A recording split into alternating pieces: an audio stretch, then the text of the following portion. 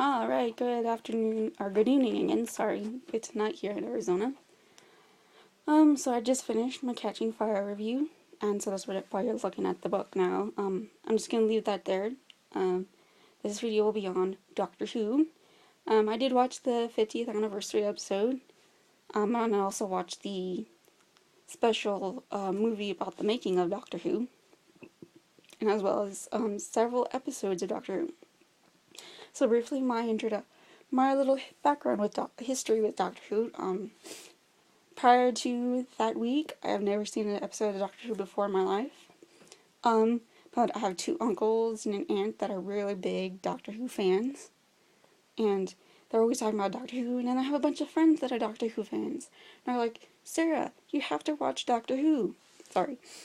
Um, and so I'm like, "Well, yeah, okay." It's never really on, usually most of the time, and which is I'm like, well, how am I supposed to watch Doctor Who when it's not on? And then um, I usually don't I don't go to the library right now anymore because I've been had some problems getting the books in on time. So I'm like, I'm done with the library, so I don't I don't want to check it out from the library. But I guess part of me was always confused about Doctor Who. There's always some confusion with it because I was like, well, what is he exactly? And so I did some research, and I figured out that he's an alien species called Time Lords, and they can travel through time in their time machine called a TARDIS.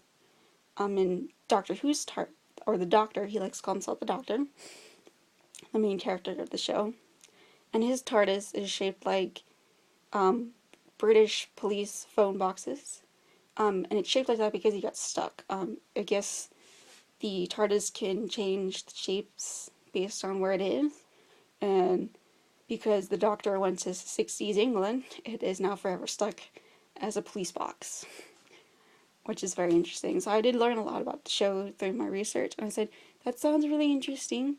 Um, when it comes to science fiction, I don't really like that much science fiction. I like, obviously, The Hunger Games, which is considered science fiction by many. I love Star Wars. See, Star Wars everywhere. I really love The Hitchhiker Guide to the Galaxy, which is a book. They didn't make a movie, very terrible movie, but the book is fantastic. So there's just some, I think when it came to television, Star Trek was my only example, and I don't like Star Trek. So I was very, I guess, reluctant to watch Doctor Who, thinking, oh, it's gonna be like Star Trek, I'm not gonna like it. It's completely the opposite of Star Trek, and I love it, which is great. Um, so I did not get to see any of the classic Doctor Who episodes, meaning the Doctors 1 through 8. I saw some Christopher Eccleston, the Ninth Doctor, David Tennant, the 10th Doctor, and Matt Smith, the 11th Doctor. And Matt Smith was the one I saw the most of, so as of right now, I guess he's my favorite, although I do like David Tennant as well. All I can say is, I thought the show was fantastic. I'm still slightly confused in some areas. I think it's just because I haven't seen that many episodes. I think I saw like maybe 25 at the most. Um, Overall throughout the week. But I love it. I want to watch more of the show, and hopefully I get to. So I did watch the. Let's start with the making of movie. They did. So this is a movie about how they made Doctor Who. And I thought it was really interesting. Unlike, Star Wars, for example, Star Wars came from the mind of George Lucas. George Lucas dreamed this saga up, and it went through several, obviously, rough drafts and things like that. But Doctor Who didn't have really one person that made it up. I guess the studio executive guy said, well, let's do a science fiction TV show with this older gentleman. And that was really kind of the basis. And then certain aspects, like the Daleks, got added on later by someone else. So it was really more of a collaborative effort with Doctor Who. Certain aspects of Doctor Who that are really well known today came from different people, which is very interesting to learn about because I always thought, oh, just one person probably made Doctor Who. That's not true. It was several people that did it. It also was very sad to hear about what happened to the first Doctor because the studio executive wanted an older man to play the Doctor. They, of course, got an actor who was older. He was in his, I think, his 60s or so. The actor that played the very first Doctor, which his name is William Hartnell. I don't know the actor that played William Hartnell in the movie's name. I'm sorry. I should have remembered. I apologize. I thought it was really sad because, unfortunately, he wasn't, he drank a lot, he smoked a lot, and as you know, those things damage your health. And I thought it was very sad that he was, he didn't want to be replaced. He wanted to stay and do Doctor Who. He really loved the show because he liked it because the children. He liked entertaining children. And he had a granddaughter, and I guess his granddaughter was a, fan of the show, and it really brought his relationship with his granddaughter much closer than it was before, because before he didn't really get along with her very well. And so I thought it was really sad that when, he goes to the studio head and he says, can we slow down the pace of the show? I need, I just need some more time to get my lines right. I need maybe fewer lines and I'll be tip-top shape, But fortunately they said, no, sorry, we're replacing you. So that's why we had the regenerations of the Doctor throughout the show now. It's because they decided the first Doctor was just too old and they wanted to replace him and keep the show going. I thought that was very sad. It was a very good movie though. Really well acted. I think most British shows, in my opinion, are very well acted. I think in some cases better acted than American shows. So I thought it was very well acted. I thought it was really touching and moving story about Doctor Who, or the making of Doctor Who. And there was a really nice moment where William Hartnell, I'm just going to call him that, the first Doctor, he's in the TARDIS, and they're filming, it looks like they're going to film his regeneration scene, and he looks to his right. Actually, he's left, excuse me. I'm like, wait a minute, that's not right. It says left. So he looks to his left and he sees Matt Smith, who's the current Doctor. He's the 11th Doctor. And Matt Smith smiles at him.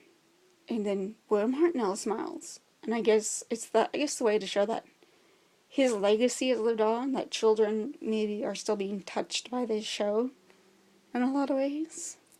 I thought it was a very touching moment, very sweet. And I thought, well, maybe now he probably doesn't, it's not an actual thing that happened. William Hartnell had no idea that, but it was very, I think, metaphorical ending for the movie. Excuse me. Moving on to the 50th anniversary special. I thought it was really great. I thought it was very funny. Thought it was very interesting to learn more about the Doctor, because, as you know, John Hurt, I think that's the actor's name, who played the War Doctor, he's the Doctor before all the other Doctors. And, unfortunately, I guess he made a choice to destroy Gallifrey because of the war between the Time Lords and the Daleks. Hopefully am I saying Dalek right? I think that's all I've always heard to pronounce it. Dalek. Maybe I should try Dalek. Is that right? Sorry. So there was a war between the Daleks and the Time Lords. And the War Doctor decided he had enough. He didn't want the war to keep going on, and he was going to take matters into his own hands, and he's going to destroy it.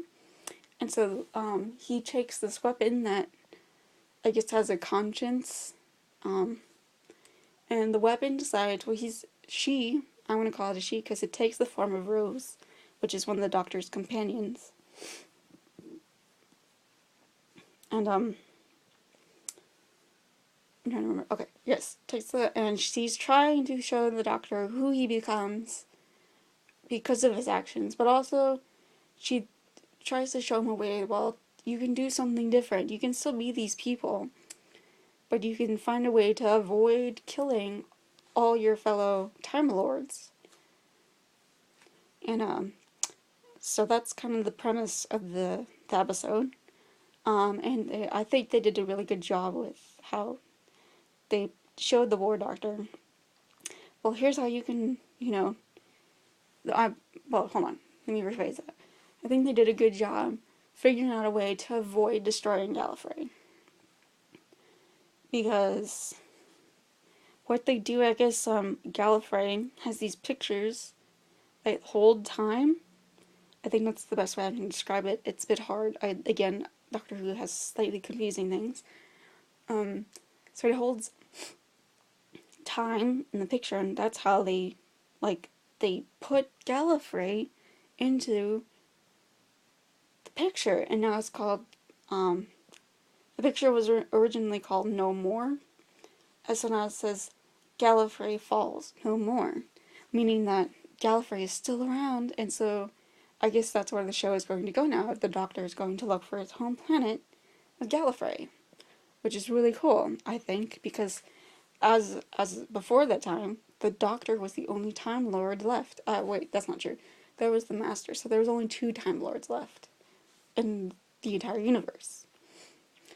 So it's going to be really cool to see what happens when he finds his home planet. I think it's going to be great. Really quickly, what did I think of all these Doctors getting together? Because that's what happens. In order to put Gallifrey into this time picture thingy, I'm not describing this very well, I'm sorry. It's a bit hard to describe Doctor Who things. He has all the Doctors come together from 1 to 11, plus the War Doctor and their TARDISes. And it's really cool to see them all together saving Gallifrey. That was, my favorite part. And then, of course, you had Tom Baker, who was the 4th Doctor. And he's, my mom's favorite Doctor. He's the one she remembers the most. Because she used to live in England. That's how they found out about Doctor Who. Her and her brothers, and her sister. So the one uncle and my aunt, the 2 that I just mentioned, that are Doctor Who fans, that's how they found out about Doctor Who, because they used to live in England, because my grandfather was in the Air Force, and he was stationed in England. Okay. So they had Tom Baker show up at the very end, and he's the curator. So it's here's the Doctor, in the future, I guess, his future regeneration. At least that's what I think. Just coming and showing him that he's living this very peaceful life now, and that he no longer, I guess, runs around the galaxy saving it. So he's now curating a museum of all his adventures. I think that's really cool. I thought it was really cool to have Tom Baker show up, because he is one of the fan favorites, just like David Tennant is, who's the 10th Doctor. And by the way, I thought Matt Smith and David Tennant had perfect chemistry. I thought they were really great together. I thought a lot of their lines were funny. I thought the thing with Fez was funny. The whole Elizabeth I thing was really funny, where the 10th Doctor, I guess, had a romance with Elizabeth I. I thought that was hilarious. I thought the humor was very good. I know a lot of people don't really like British humor because they don't get it. There's sometimes, I don't get it sometimes myself, but I find it about, I guess, maybe 70% of the time funny, and then 30% of the time I'm kind of lost. So I actually like British humor. That's just me. I thought the humor was really funny. So, overall, I think Doctor Who's a great show. If you haven't checked it out, you should. I thought the Day of the Doctor, which is the name of the episode, was fantastic. If you get a chance to watch it, you should. That's all my thoughts. I thought it was really good, and please check out Doctor Who. That's what I'm going to do. I'm going to check out some more. I want to see all the Doctors at some point in my life, because I want to be able to pick which Doctor is my favorite out of the 11 so far. I do plan on watching, hopefully, the new Doctor, the 12th Doctor, from now on. So that's all I had to say. Bye, and check out Doctor Who.